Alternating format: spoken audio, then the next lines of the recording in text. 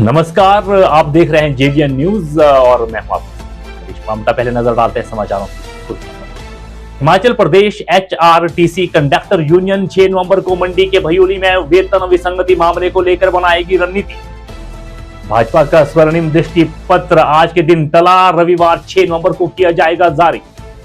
वहीं कांग्रेस 5 नवंबर को करेगी अपना चुनावी घोषणा पत्र जारी। किसानों, बागवानों, महिलाओं के साथ ओपीएस की भी बारी। हिमाचल के बिलासपुर सदर में त्रिकोणीय मुकाबले को लेकर जानेंगे एक रिपोर्ट। हिमाचल के पांवटा में कार से 1.60 करोड़ कीमत के हीरे और आभूषण बरामद। मामला आबकारी विभाग को सौंपा, चालक पर 9,35,000 का जुर्माना। शक्तिपीठ ज्वालामुखी में माथा टेक कांगड़ा के नगरकोटा में गर्जी प्रियंका गांधी, कहा केंद्र में सरकार बनते ही अग्निपथ योजना होगी रद्द। रोहडू में 80 वर्ष से अधिक वरिष्ठ नागरिकों और दिव्यांगों को लेकर भारतीय निर्वाचन आयोग के आदेश को अमल में ला रही है मोबाइल मतदान अधिकारियों की टीम। रोहडू विधानसभा क्षेत्र के भाजपा प्रत्याशी शशि बाला का रणसार वैली का दौरा। रणसार वैली के कोयला गांव से किया जनसंपर्क। 4 लोगों ने कांग्रेस छोड़ थामा भाजपा का हाथ। रोहडू विधानसभा के आजाद प्रत्याशी राजेंद्र धीरटा का तांगणू जांगड़िक पेखा का दौरा। भरपूर समर्थन से जुटे लोग। वहीं कांग्रेस प्रत्याशी मोहनलाल बरागटा पुजारली और उसके आसपास लोगों से जनसंपर्क करते हुए नजर आए। अब समाचार विस्तार से। Himachal Pradesh HRTC conductor union प्रदेश अध्यक्ष कृष्णचंद की अध्यक्षता में वेतन विसंगति मामले को लेकर रणनीति तैयार करेगी। कहा जा रहा है कि चुनाव से पूर्व सीएम जयराम के साथ इस विषय को लेकर बैठक हुई, लेकिन उनसे आश्वासन तो मिला, परंतु पूर्व वेतन विसंगतियों को लेकर कुछ भी निर्णय सामने नहीं आया। यही वजह है कि चुनाव से 6 दिन पहले मंडी में यूनियन की बैठक बुलाई जाएगी, जिसमें कोई भी बड़ा निर्णय लिया जा सकता है। विधानसभा चुनाव को लेकर भारत निर्वाचन आयोग ने दिव्यांगों एवं 80 वर्ष से अधिक वरिष्ठ नागरिकों के मतदान की सुविधा के लिए घर घर जाकर पोस्ट बैलेट की सुविधा के लिए मोबाइल मतदान अधिकारियों की टीम को हरी झंडी दे दी। इसी मुहिम के तहत रोहडू में भी मोबाइल मतदान अधिकारियों की टीम पूरे अनुशासन और जोर शोर से अपना कर्तव्य निभाते नजर आए। पूरी टीम घर घर जाकर भारत निर्वाचन आयोग के इस आदेश का पालन कर रही है।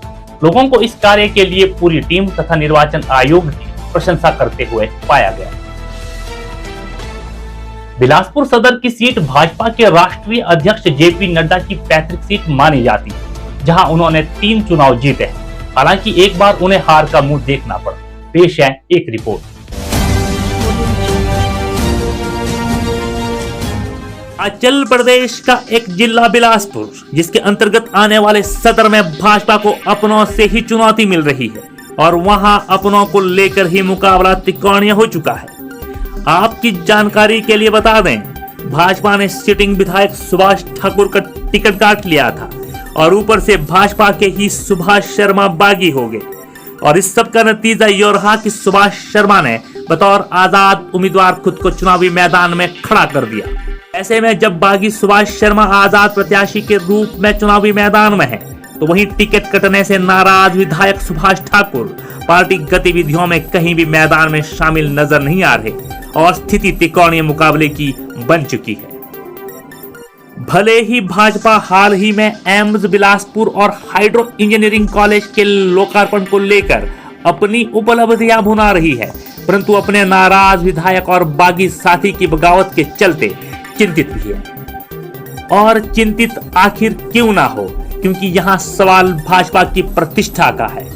इस सीट की जीत के लिए नड्डा ही नहीं, बल्कि हरीश नड्डा ने भी पूरा जोर लगाया है।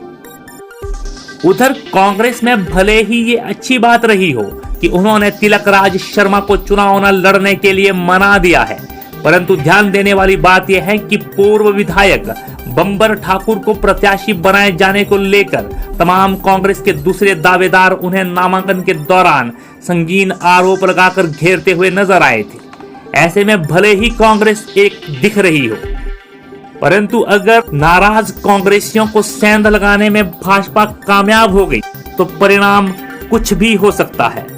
बहरहाल अभी आपसी टकराव के कारण भाजपा थोड़े पीछे नजर आ रही है। आप देख रहे हैं जीवीएन न्यूज, जरूरत और सोच आपकी। शुक्रवार को हिमाचल के 3 विधानसभा क्षेत्रों ज्वाली, ज्वालामुखी और घुमारवीं में योगी आदित्यनाथ ने लोगों से भाजपा को वोट देने की मांग की। योगी ने काम और विकास के साथ आस्था को लेकर भी वोट करने की मांग की। उन्होंने तंज कसते हुए कहा कि कांग्रेस का हाथ माफिया के साथ रहा है। हम उत्तर प्रदेश में धड़ाधड़ माफिया के खिलाफ अभियान चलाते हैं। कहीं ऐसा ना हो कि कांग्रेस की कमजोर सरकार आ जाए और सारे माफिया चोरी छिपे दुम दबाकर हिमाचल में घुस आए। उन्होंने धारा 370 और राम मंदिर को लेकर भी मतदाताओं को रिझाने का प्रयास किया। दूसरी तरफ अपनी आस्था के केंद्रों को संवारने, सजाने और भारत की आस्था को सम्मान देने का कार्य हो रहा है, तो वही भारत के अंदर हर नौजवान के हाथ को कार्य मिल सके। मिशन रोजगार हर नौजवान को रोजगार के साथ जोड़ने के लिए कहीं अग्निपथ की योजना प्रारंभ हुई है, कहीं पे नौकरियों की एक लंबी श्रृंखला निकली है। 10 लाख अग्निवीर निकलने हैं, अग्निवीर 10 लाख, और 10 लाख अग्निवीरों की भर्ती के साथ 10 लाख नए अन्य नौकरी। कांगड़ा के नगरकोटा बगवा में प्रियंका गांधी ने भाजपा को लेकर हुंकार भरी। उन्होंने कहा, रोजगार, पेंशन और महंगाई को लेकर भाजपा कुछ भी करने में असमर्थ है। उन्होंने भाजपा नेताओं का चुनाव में खड़ा होना उनका स्वार्थ मात्र कहा। उन्होंने पुलिस भर्ती घोटाले, पीपीई किट घोटाले, शिक्षक भर्ती घोटाले के साथ साथ हिमाचल में फैलते ड्रग्स को लेकर भी भाजपा को खूब खोटी सुनाई। आपको ना रैंक पेंशन देना चाहते हैं, ना रोजगार देना चाहते हैं, ना महंगाई कम करना चाहते हैं, कुछ नहीं करना चाहते अपने लिए, आपके लिए, सिर्फ अपने लिए, अपने स्वार्थ के लिए ये खड़े हैं आपके सामने। अब अगर आप इसको पहचानेंगे, अगर आप सोच समझकर अपना वोट डालेंगे, तो आप देखेंगे कि नीयत साफ किसकी है और खोटी किसकी है। आप इतनी मेहनत करते हैं किस लिए? अपने भविष्य के लिए, अपने बच्चों को आगे बढ़ाने के लिए। क्या आप चाहते हैं कि अगले 5 सालों में भी ये नौजवान बेरोजगार रहे, सेना में कोई भर्ती नहीं हो, पुलिस भर्तियों में घोटाले हो, शिक्षा भर्ती हो, शिक्षकों के भर्ती में घोटाला हो? क्या आप ये चाहते हैं? कि आप चाहते हैं कि आप आगे बढ़ें?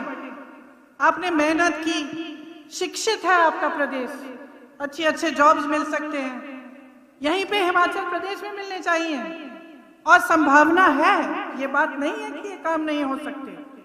लेकिन भाजपा के राज में आपने देखा कि ये कहते हैं कि ये सब असंभव है, लेकिन घोटाले संभव है।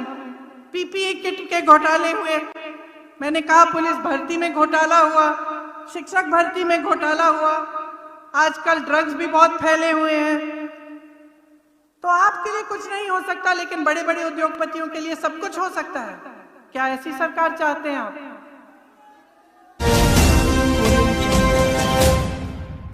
भाजपा प्रत्याशी चेतन बरागटा आज छाजपुर के चींग गांव पहुंचे।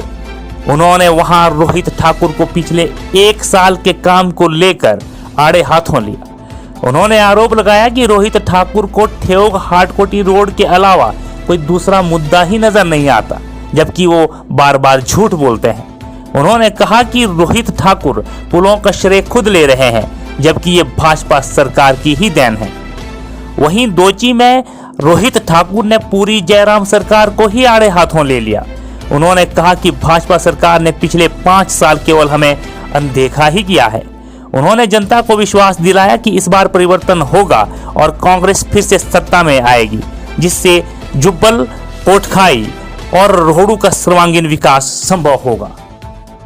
आज के समाचारों में फिलहाल इतना ही। हिमाचल प्रदेश, रोहडू और उसके आसपास के क्षेत्रों की जानकारी और समाचार के लिए जुड़े रहिए जीवीएन न्यूज के साथ। धन्यवाद।